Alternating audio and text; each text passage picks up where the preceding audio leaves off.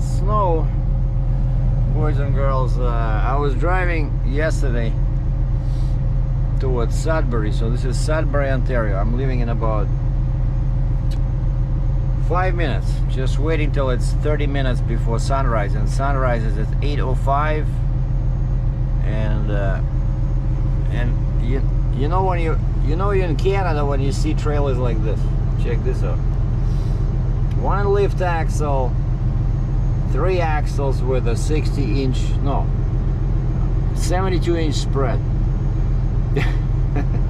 So this guy, even though he has a regular truck, 3-axle truck, he has 4 axles on the trailer, so 7 axles.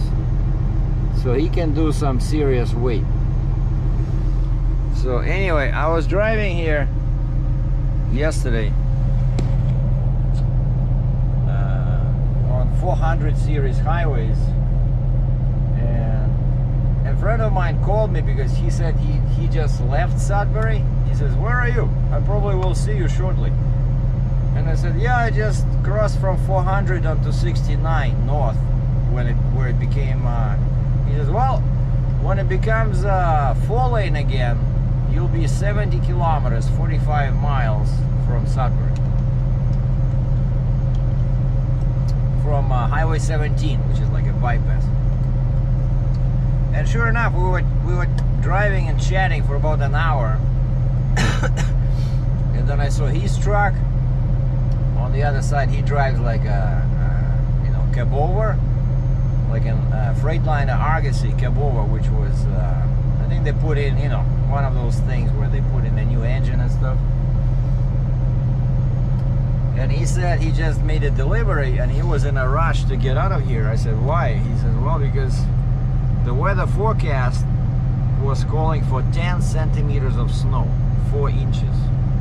And I said, "Man, you're gonna be kidding me. Like yesterday was so nice. It was, not blue sky, sun in the sky, birds are singing type of weather, but it was okay. Like there was no snow.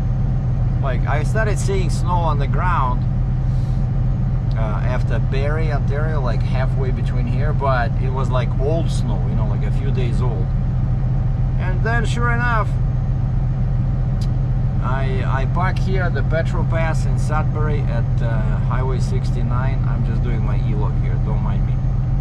I parked at 69 and 17 here, and just like the guy said, around 8 o'clock it started slowly snowing. At first it was like a couple of millimeters, but then it became worse, and then the whole night, I think it snowed up to like 3 a.m. in the morning, because all night I didn't get very good sleep, but I feel okay, I feel safe to drive. But all night these stupid snow plows were cruising right around me, like you see there's a little bit of snow next to me, but over there it's all clear. So I was nervous because all these kind of like a farm tractor, like a farm tractor, and they were and of course these flashing lights, they all have flashing lights on the roof. It's a bit annoying, but I'm glad they cleaned it, because it looks like we almost had I don't know, like 10 centimeters, half a foot of snow. Well, maybe a bit less. So now I gotta find my destination here on Google Maps, and I talked to the office yesterday. I was asking about the better route,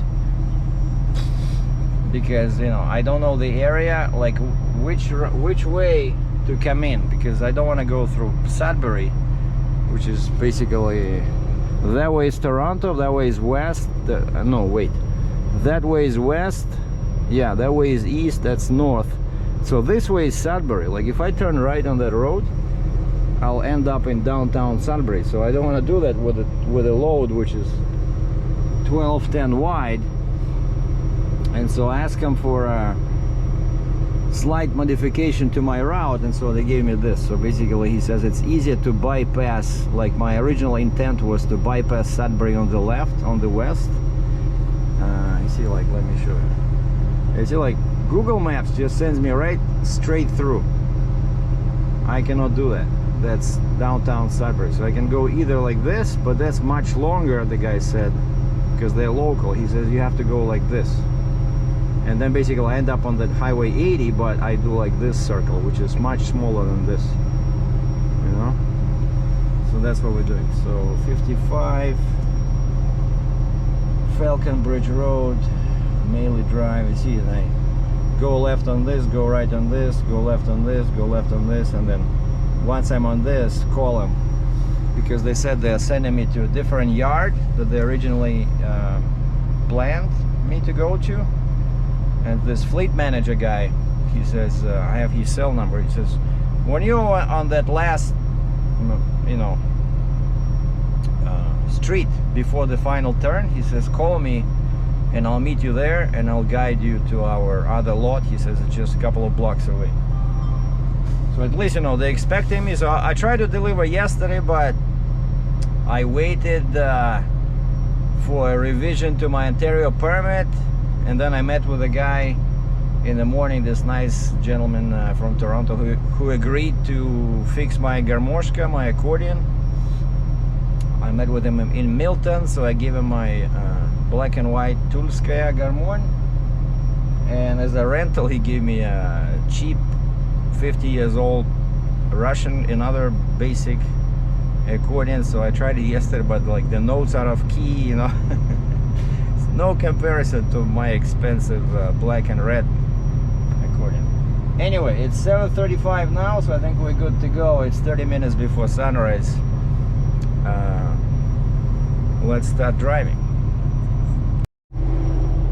Okay, I switched the camera to my head mount, which so many people love. I appreciate your support, guys, I really do. But I was showing you that magic number and I forgot to convert it to okay, S to F. That's all you need to Google. So -9, 15.8. So basically 16F right now outside. That's why I'm wearing this. Even though they're dirty, but they're very super warm. I have 2 pairs of socks, so I have my safety boots on, and I put an extra, I have like a light sweater, then I put an extra sweater here, and I have my hat. I don't want to wear that one with the hammer and sickle, because that one is, you know, it's brand new and it's a bit tight when it's fully open. Like this one, it fits like the glove in my hand. You know, it's dirty, but it's nice. All right, I think we're good to go. Let me just turn on my lights, turn off the sleeper lights, turn off this light. See, yesterday I did 74 maybe 60 gallons. I mean 60 liters per 100 kilometers. Because the road was quite hilly. Alright, maybe I'll wait till 7:40 just to be on the safe side, because each minute it becomes lighter and lighter. And sometimes people ask me why I don't have APU or bunk heater. Well, APU stands for all pockets empty, but instead of empty they put it U, because I just don't understand how you can justify paying $10,000 for an APU. I hate them. They're so noisy. It's like sleeping in a reefer, you know. So I do have a bunk heater. The problem is that in cold weather, especially since I'm inside watching movies, so I'm constantly charging my laptop, I'm charging my phones, you know, and I'm not idling, right? I'm trying not to idle. And so the battery goes flat, and then it starts beeping over here. Low voltage disconnect, you know. Disconnect the connected devices or else. And then click, and everything goes dark. And so the only way to, and of course the bunk heater keeps working. Before it would shut off, but now the bunk heater keeps working, but that's not good because the bunk heater takes battery power. And so let's say you cannot sit for 3 days, let's say, and use your bunk heater without idling the truck. I don't know if you guys know this, but the bunk heater, it's not like the engine, right? Like the engine, it charges the battery, right, when it's running. So you need the battery to start the engine, but then as it runs, it charges the battery, even though the battery feeds some of the low voltage devices, right? So it's still being used, but it's constantly being charged. Like I have a voltmeter here, right? And with the block heater, it's not like that. For some reason, I don't know why. Well, because there's no moving parts in there, right? So they could not put in something that would charge it, but basically that's what it does. It keeps discharging the battery. And so if you let's say you stuck someone on the side of the road and it's like kind of like this weather, you know, 16F -9 Celsius, and you won't be able to use your bunk heater for extended period of time unless you start the engine to recharge the battery. And so that's what happened with me. Like, and I was, you know, like in the middle of the night, everything shut off, and it got cold, and you know, I thought, okay, I'm getting up, I'm gonna start the engine. Okay, I'm getting up, and then I went back to sleep, and then when I woke up next time, it was already really cold inside. So I mean, I was inside the sleeping bag, and so, you know, you don't want to get out. Like, screw this, I'll just wait till morning. And you know, you are in that half asleep, half awake state of mind, and so yeah, so that's what happens sometimes with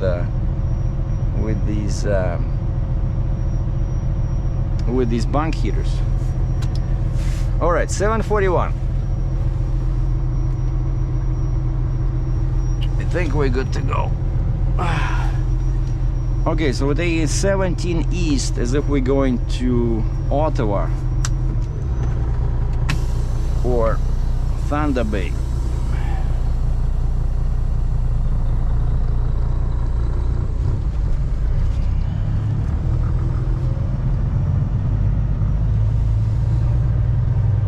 See, those are my lights reflecting on the wall of this bison. On the fur. My lights are reflecting on the fur of the bison. Did you get that? Bison transport.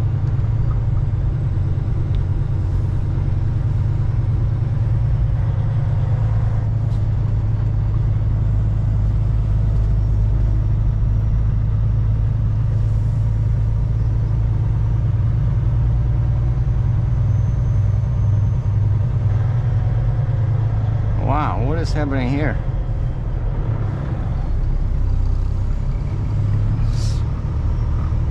Some huge pothole in there.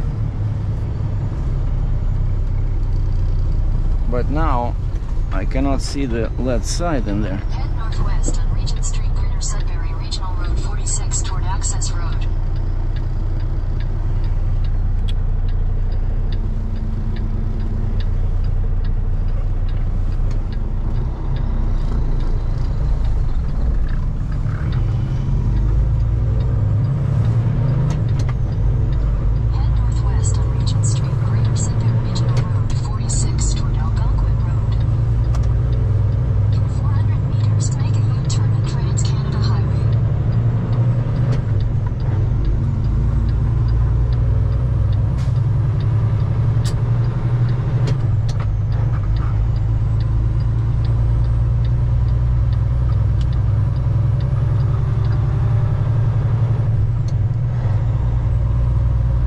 Okay, so this is 17 west. I don't need this one. Oh, I need this one.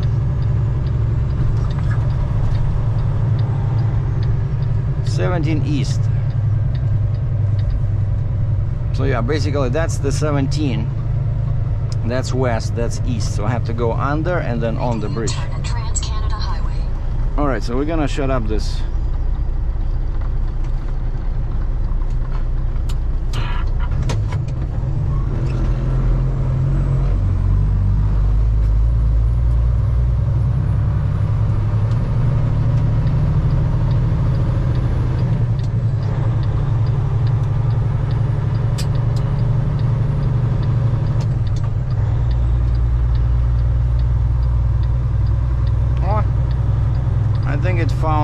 roundabout, but not exactly, but close enough.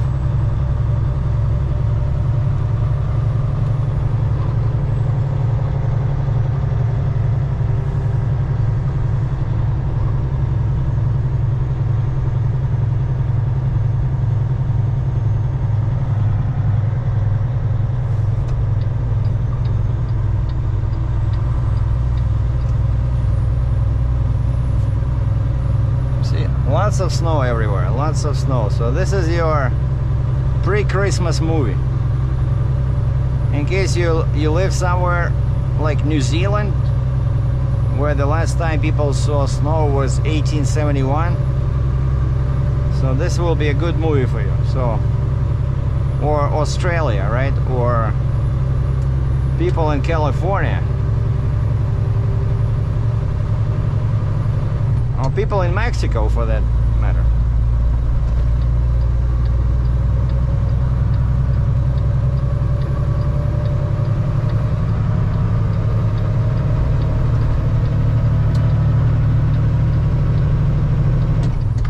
That guy passed me and jumped right in front of the truck. What an idiot. The truck is doing like 100 kilometers an hour.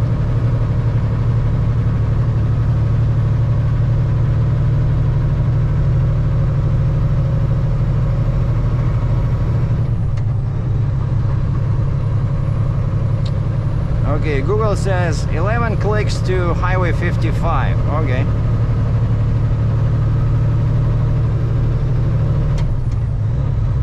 That's where 17 ends.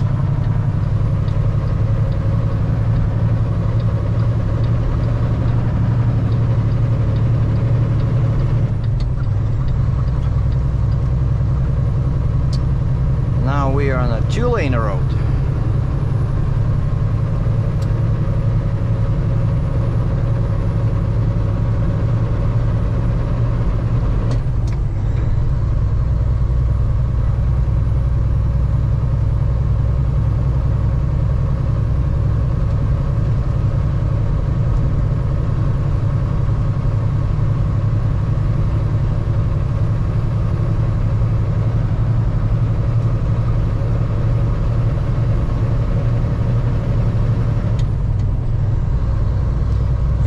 Good route, because that way quite often I saw, well, I don't know about now in winter, but in the summer there's always a cop sitting there going west.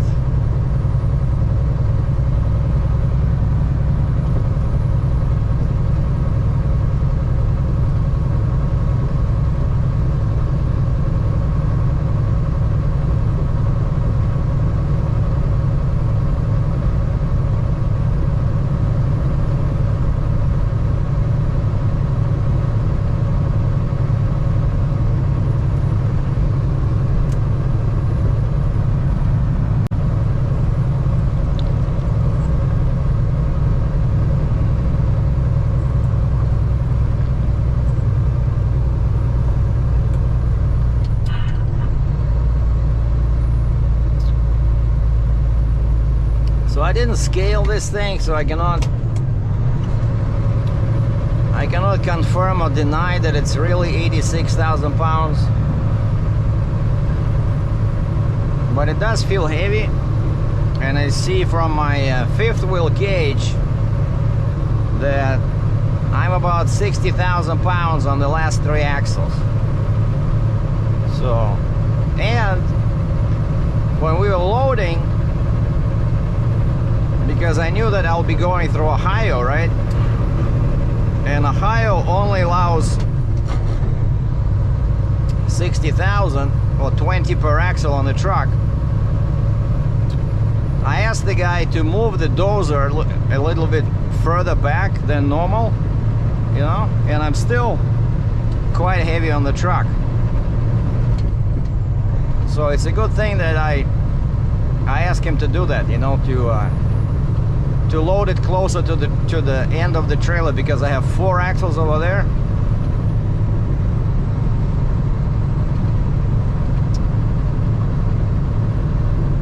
By the way, one quick note I wanted to say. Now in Canada, it's very difficult to become a trucker because now you have to spend like 10,000 bucks Canadian, and because now they require much more hours of training, and yet it still does not qualify for a student loan. You know, like if you're going to a, you know, any kind of school, right? The 1-year school, 2-year school. Let's say you want to be an accountant, a computer programmer. A bank will gladly give you a student loan. But the problem with the previous training programs was that, like when I was learning, they were too short. And you could not get financing. You could not get a student loan. And so now, in many provinces in Canada, they changed laws. They because of the so many crashes, right? Now they require people to go much, you know, longer training, and still it doesn't qualify for a student loan.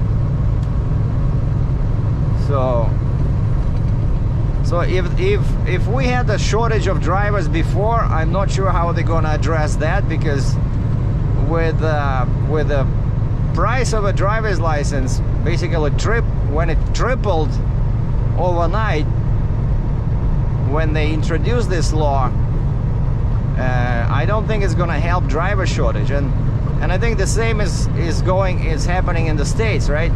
Because of all these big crashes where that guy on I-70 killed a bunch of people, right? So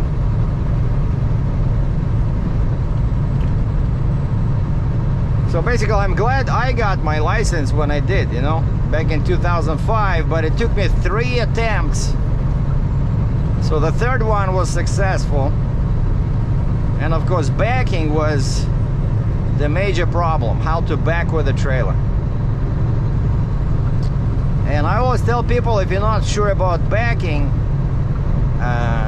go find somebody with a pickup truck and go to a rental place and rent one of those small pickup trailers, you know, just for the weekend.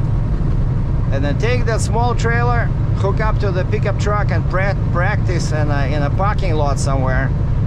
It'll help you a lot, because the skills required are the same as when backing a 53-foot drive-in trailer, you know.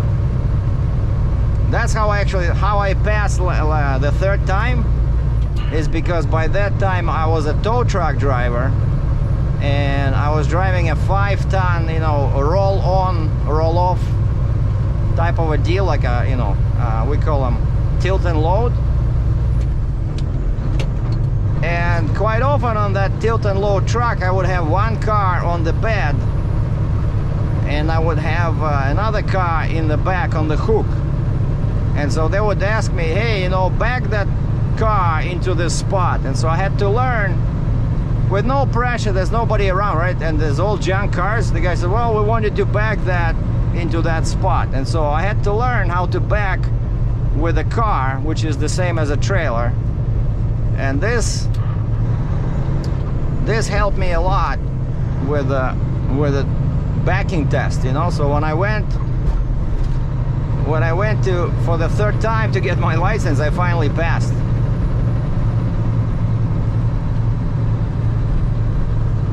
Well, and also one more thing is, what helped is that I did it step by step. I got my straight truck license first. Over here it's called D.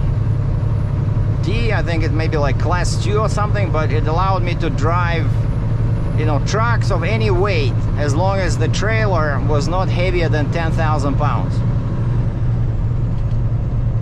And so I got that one, then I got Z or Z. Oh, you see, it's already sunrise.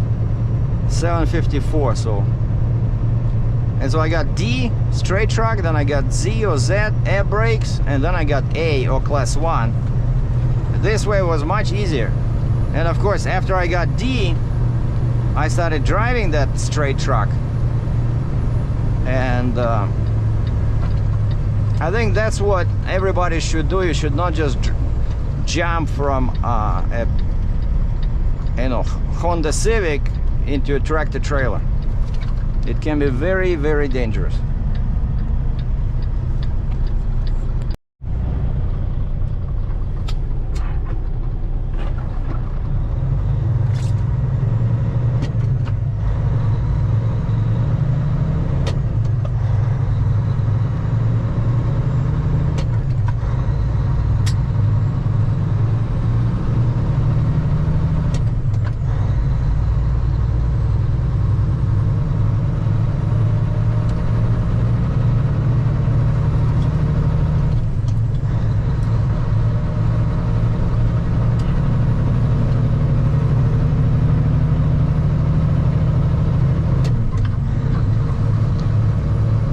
Looking for Falcon Bridge Road.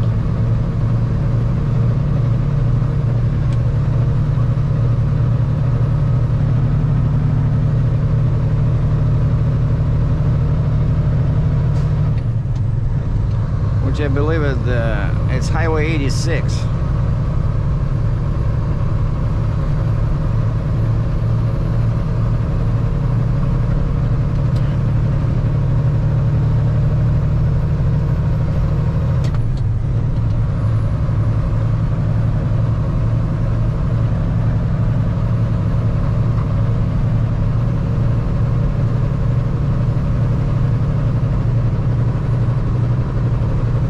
Said fourth, he says, I believe it's fourth set of lights, number 4.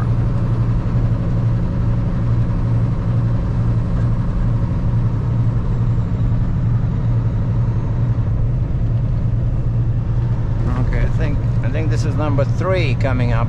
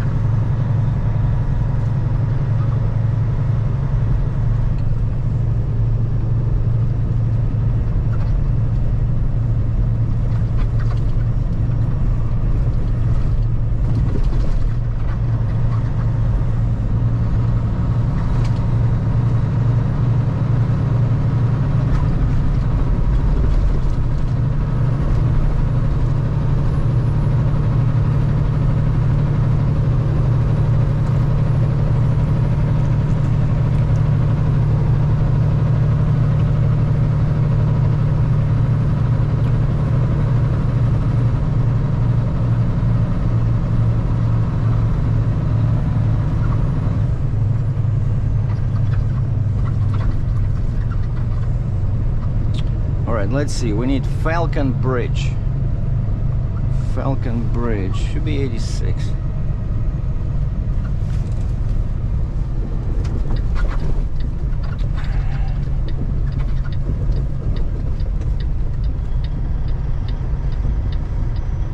Falcon Bridge, yeah, that's the one.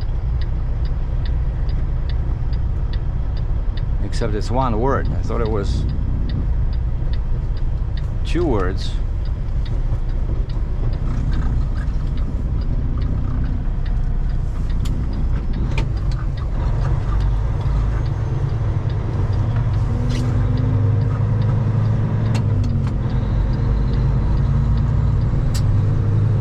Okay, now what?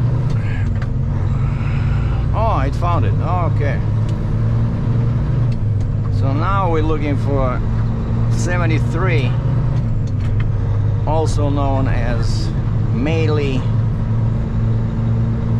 Drive.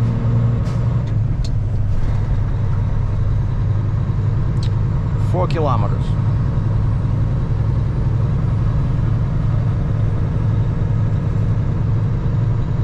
So now we're driving exactly away from Sudbury, northeast.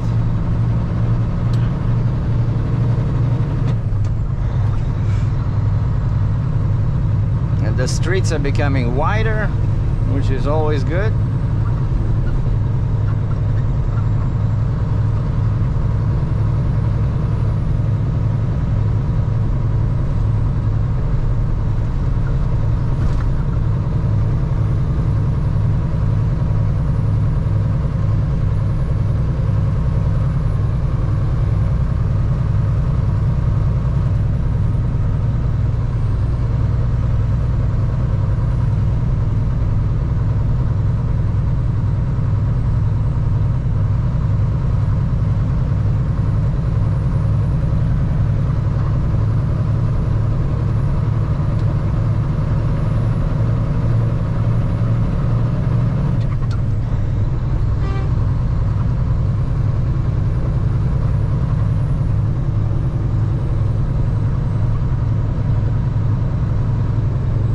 you honking there for, baby truck?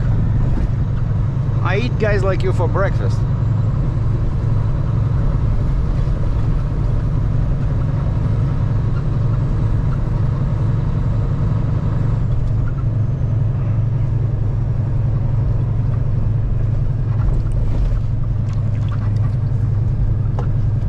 I gotta be in the left lane anyway because I'm turning left. And then it's getting busy, so nobody is gonna let you in.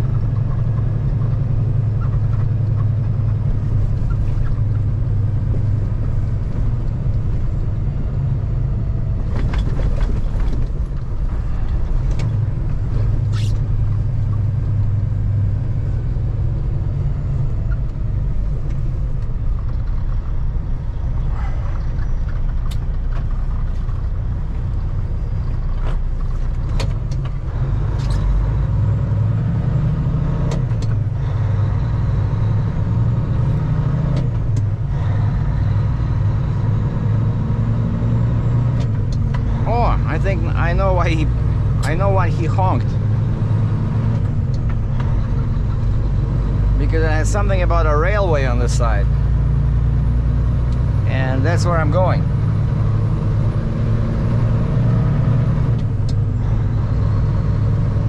Yeah, my consignee is a railroad company. I wish these guys were located somewhere in Florida or at least, you know, Texas. But what do, you know? So loaded in West Virginia, blue sky, plus 14, 55F. It was so nice. And then I'm talking to a friend of mine, the broker in Alberta. I said, what's the temperature? He says, minus 29 Celsius. I said, you gotta be kidding me. I'm driving almost like with the AC on because it's getting hot.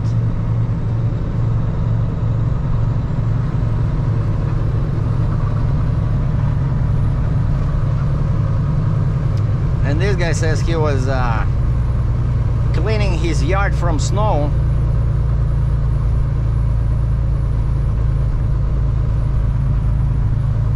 Yeah, you see, that's another thing I like, guys. And if you're a new driver, a tip, I always feel better when I see more industrial stuff, you know.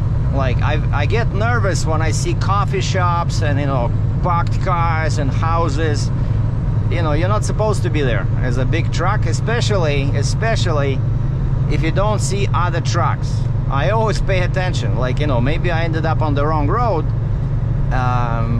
And I feel better when I see fewer cars and more semis. Okay, see, Melee 73, perfect.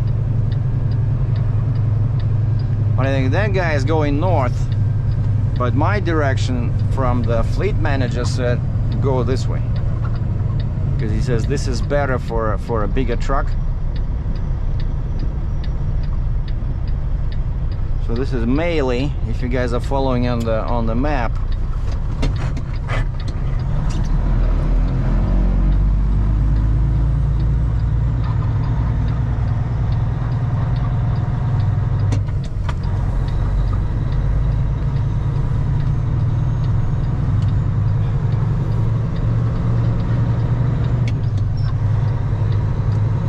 And also, yeah, so when you see stuff like this, you know, industrial buildings, that means you're on a good road. Because quite often, if it's a residential area, right, it'll have a sign, no trucks, or no trucks over 5 tons, you know. You see, like here, you see OK Tire, you see Fix Auto. I know this place. When a guy hit me in a bumper on the truck in the parking lot, there was an insurance claim, and they sent me to Fix Auto, same company but in Kitchener. So these are all like industrial companies. Now they're gonna be something exciting over here. A roundabout.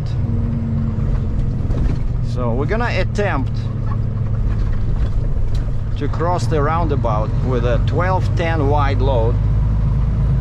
Now, one cool thing about roundabouts, I don't know if you know this, but if you miss your exit, you can always go around and try again. You cannot do that at a regular intersection, and that's just pure genius. You know, it's specifically designed for people that are poor at directions. You know, like imagine husband and wife, and there's a bunch of kids shouting in the back, "Are we there yet? Shut up!" And the husband asks the wife, "Wait, did he say second or third exit?" "I don't know. You're the driver." And so they keep circling the roundabout until they see, finally they see the sign that says, you know, the proper street. Like you see, for me it says 73 Maley Drive, but basically I keep going straight, I think, yeah. And that's how I do it. In a big truck, you turn on your flashing lights and you stay in the middle. You look for small Kia minivans.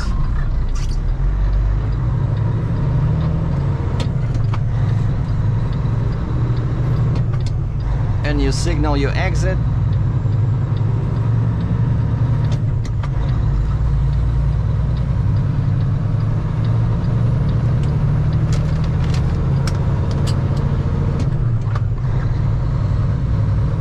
And that's how you do it. So you see, this time I got lucky. I managed to find my exit from the first attempt.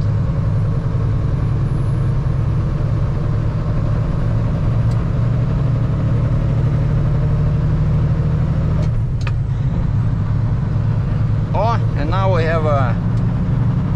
No, that's no, well, yeah, residential. Now we are... Oh, now we are north of Sudbury. See, now I did a big circle.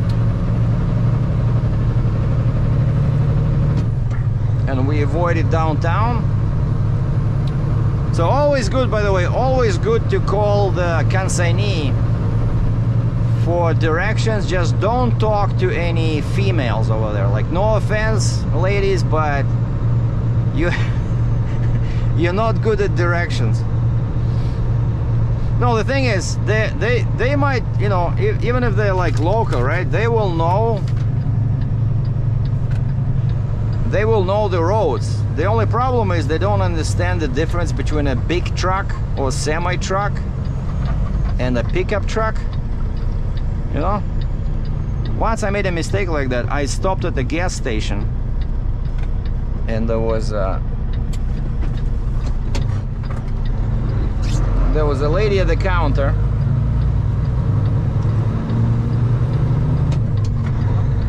And this was Nova Scotia. And I think it was Highway 4. And I said, "Is that highway good for big trucks?" And she says, "Oh yeah, I go there all the time." And I go on that Highway 4 and I keep swearing like every 100 meters because it was so narrow. It was tight turns, you know. It was not like there was no signs that prohibited semi-trucks, but it was awful. And so when you're asking for directions, if a female voice answers, you know, like ABC Industrial, "Can I help you?" You just say, "Morning, but no offense, can I talk to a guy, please?" Preferably with a pickup truck. So a guy with a pickup truck, he will know, because guys in pickup trucks, they usually like semi-trucks like mine, and so they will know which road, you know. "Oh, well, I don't think that road is good for your truck because I never see big trucks over there," right? So they will know where they saw big trucks, right? And like I said, I'm returning to my previous point. I'm always looking for other trucks. Like if I see like this, cars and pickup trucks only, you know, I might start getting nervous, but I know this is a proper road. I'm just talking about, like, let's say a strange city, a strange area where you never were before at. So always look for other semi-trucks.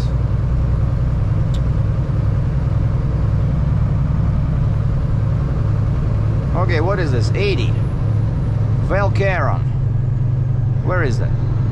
900 meters. Roger that. And that's where I'm going, boys and girls. Finally, you know the mystery. Caron or Caron. Caron.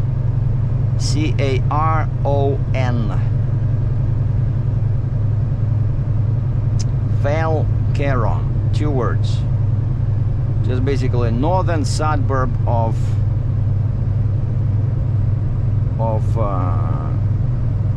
Sudbury. And now we are basically in the woods. You know, it's not such a big town.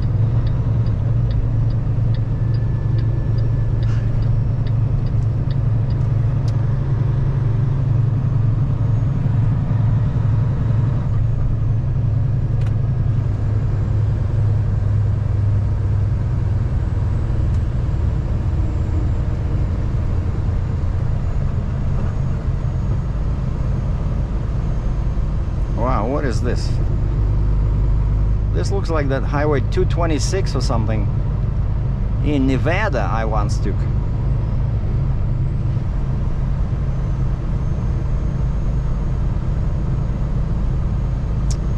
Yeah, if somebody saw that video, that was the video where there was a bunch of blind curves. It was a very narrow road among huge hills. And I was honking my horn because I didn't want to hit oncoming traffic that I cannot see.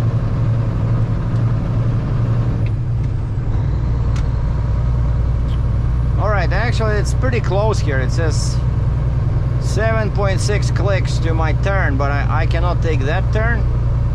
The guy told me to go on Main Street.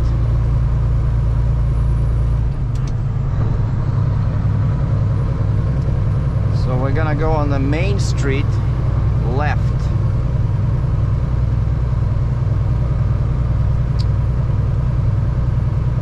And good news for all Christmas lovers, now we are at -10. So we lost a couple of degrees Celsius because I'm going north. So if it was what, 16F before, now it's probably 14.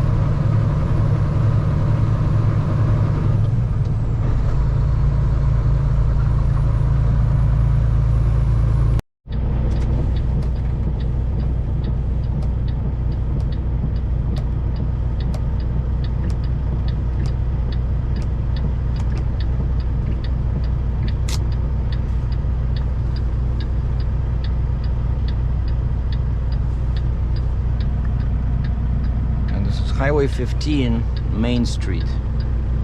I was afraid Main Street would be very narrow, but it looks okay.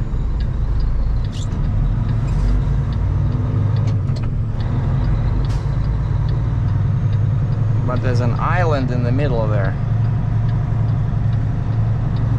Continue on Regional Road 15 for 1.5 kilometers.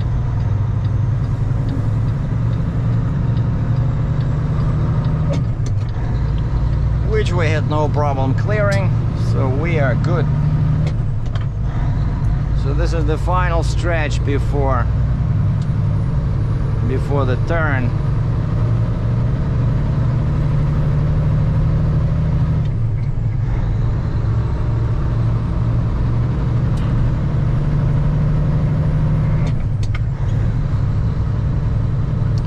Man, I'm getting hot in these pants.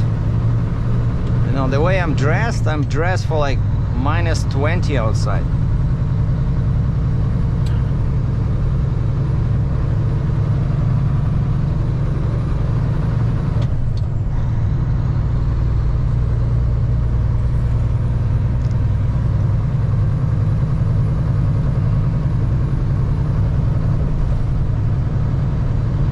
Look how wide this is. I like this.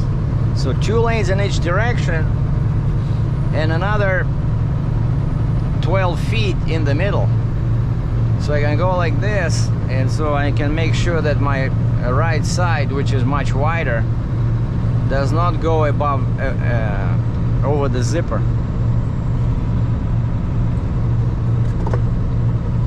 Okay, 700 meters. Belial Avenue. Belial, I think he said. Belial. I have no idea. B-E-L-I-S-L-E. Belial. Well, Google Maps always makes mistakes when pronouncing names. Okay, 270 meters. Where is it? Oh, where that guy is coming out. Okay. That white van.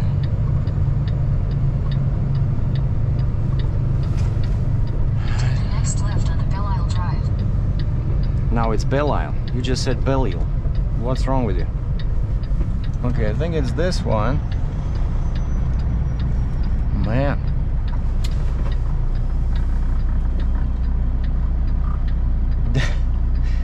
This is very narrow. Yeah, you go ahead, pickup truck. Yeah, it's okay.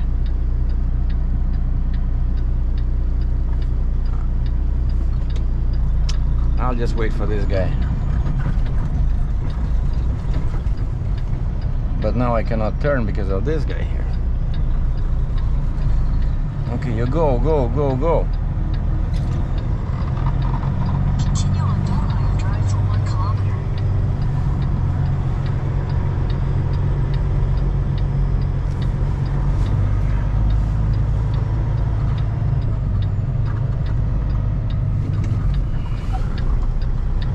That guy is nuts.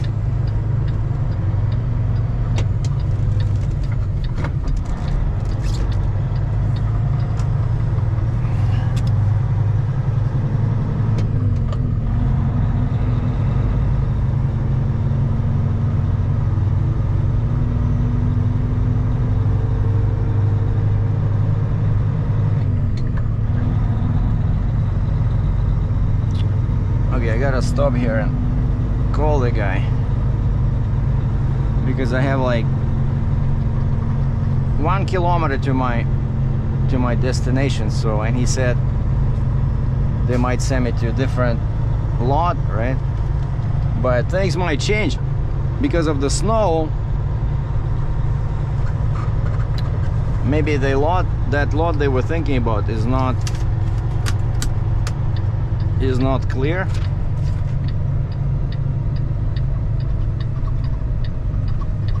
Oh, this is white. Okay, yeah, I know he told me to turn right on white. So we're gonna stop here. Because you see this thing says keep going straight to Lamondin Drive. And I know my final address is on Lamondin, but I trust this gentleman because he's a guy with a pickup truck, I think. All right, let me find him. Recent. Here we go.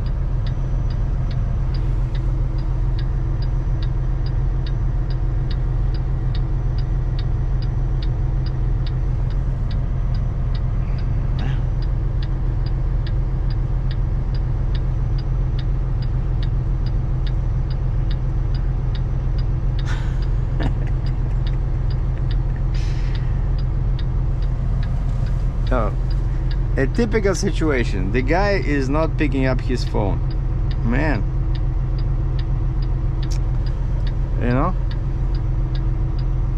So where do I go?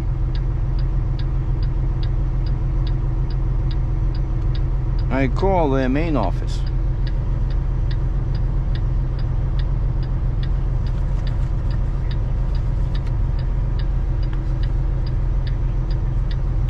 Okay, press 0 for heavy equipment.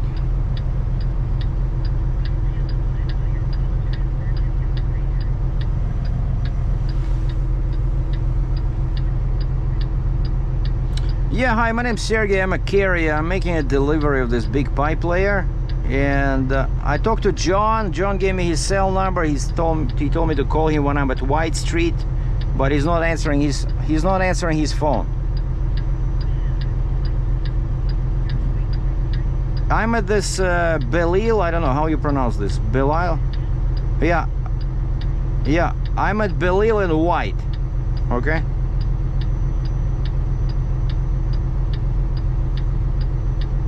Oh, I see. Okay. Just okay. I'll wait here. Just if I think he knows my number. Thank you. Bye. All right. So they know about me. They know about me. So he's on the phone. So she said he was on the phone. That's why he couldn't.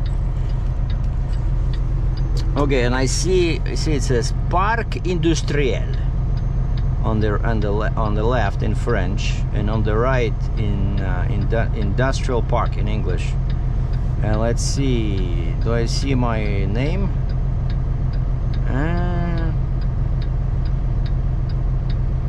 No, it's not there. Like the place where I'm delivering, it has a rail in the name. And I'm looking at that big sign, and it's not listed. I think it's kind of like probably a secret undercover type of deal, you know. But there's quite a few. I see something glass, then I see storage, something liquidators, rentals, a rebar.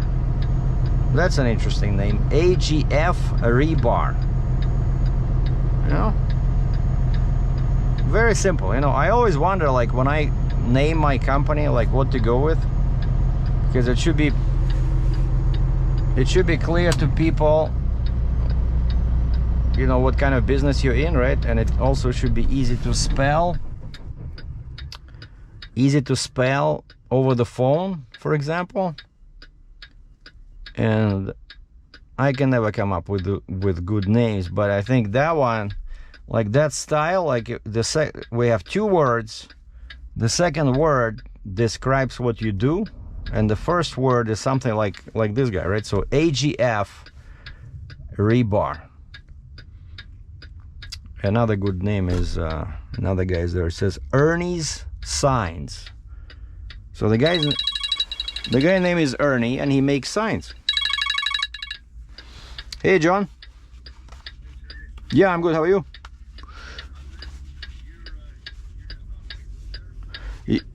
No, I'm at the intersection. There's Belil and White, because I wasn't sure, because my GPS says go straight on Belil till you reach Lamondin, but you told me to turn right.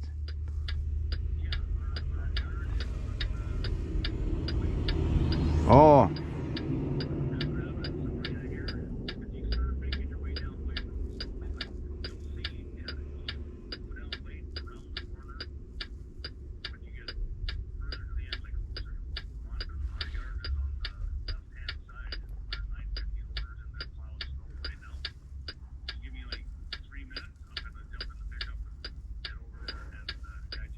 Okay, so basically I'm going back to that intersection. You said Valley View, probably, right? Belil and Valley View, or not that far? Just to the Lamonding? Belil and Lamonding? Are you on Belil right now? Yeah, and I'm staring at the sign that says White. So, Right on White. okay.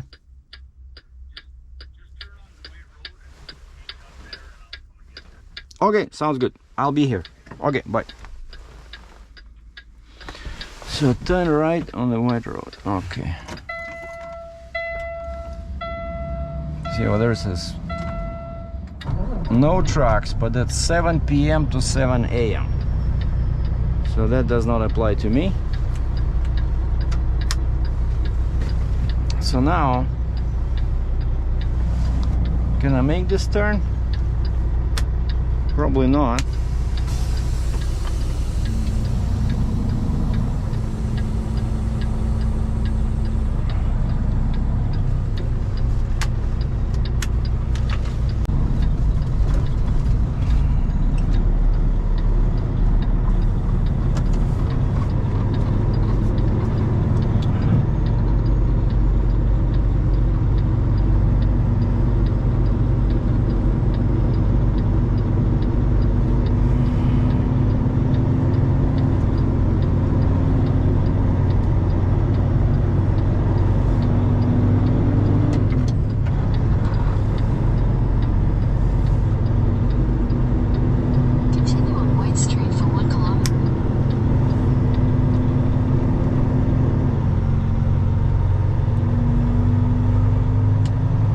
So I don't know if you heard the guy. He said they're plowing that lot. I knew it, right? And so it's a good thing that I'm late. I told him I'll be here at 8. But of course, with a big truck like this in bad weather, it takes some time, and which is good because they're still cleaning the snow.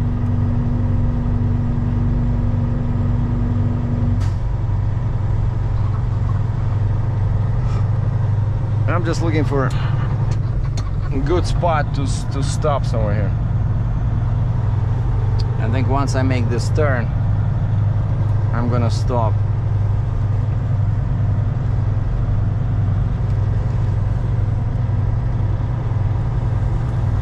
Because I don't want to block, you know, the traffic.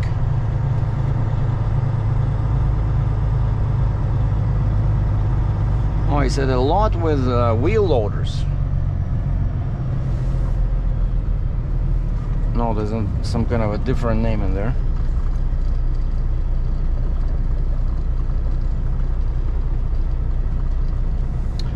Tim McDowell Equipment. Oh, I know this place. Ah, look at this.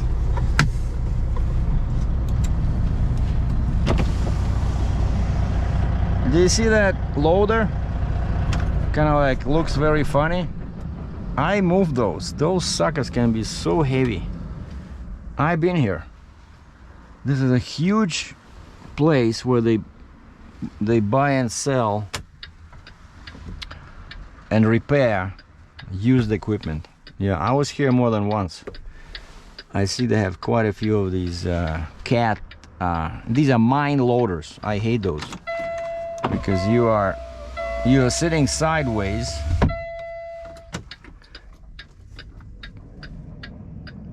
You're sitting sideways, and as soon as you turn your foot off the accelerator, when the RPM drops below I forget 1000 RPM, the engine shuts down. It's a safety feature in case I know what it's for. Imagine like you're a mine operator, right, in the mine, and you're working all night, and then you see a gold coin in front, right, and you're driving and you see a gold coin, and you check your mirrors and you don't see any traffic, and you're thinking, oh, what the heck. So you put it on a light cruise and you jump out of the truck to pick up that, maybe not coin, piece of gold, because these things work in the mine, right? So you jump out of the truck to pick up that piece of gold, you know, in front of the blade. And guess what? As soon as you out of the cab, you forgot about that, but as soon as the RPM goes down below 1000, the truck stops. Now you have to explain to your boss why you blocking the road 5 miles under the ground. Okay, now we can send arrived at consignee to my broker Val Caron ON. That's it. Yeah, let me turn on my flashing lights just in case.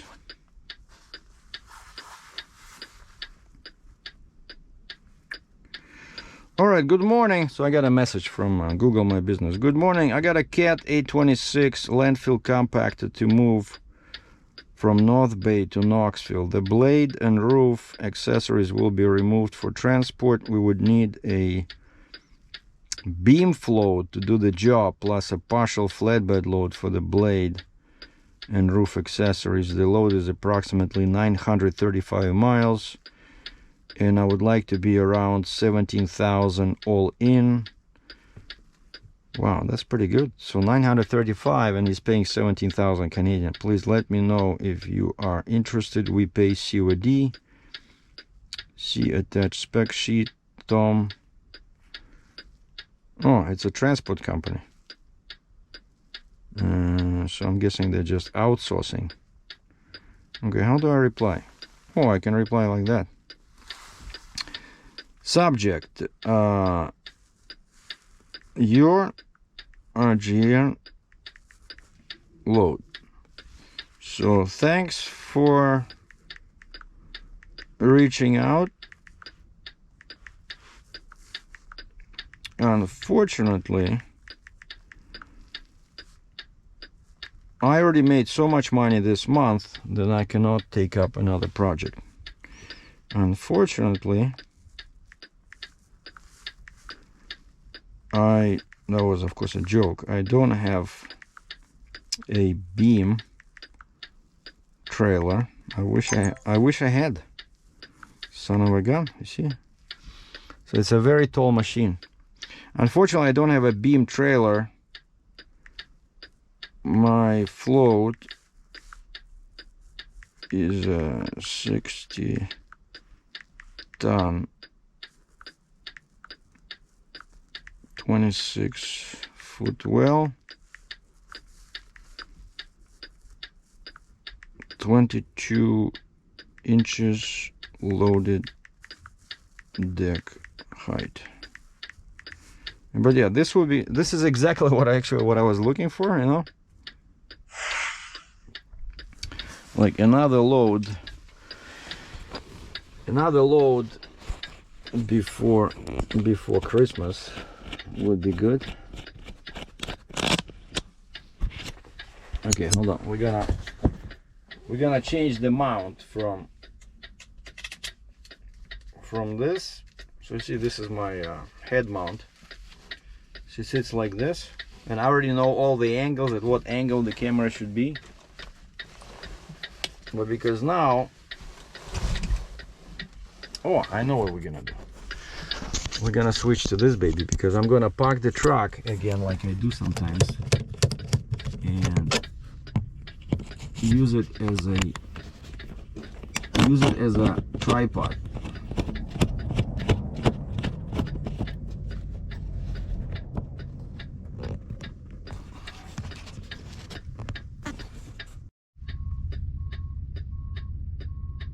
Oh, I think that's my guy, the guy in the black truck.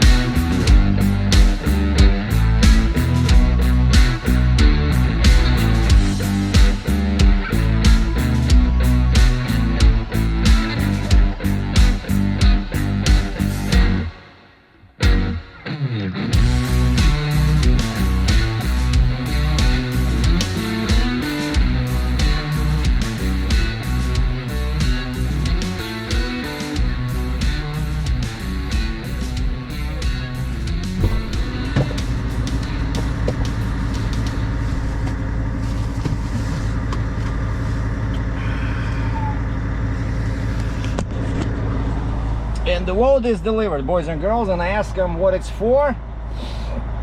I said, I've been thinking about this ever since I left the ship in West Virginia. Are you guys laying pipe here somewhere? Why does a rail company needs a pipe layer?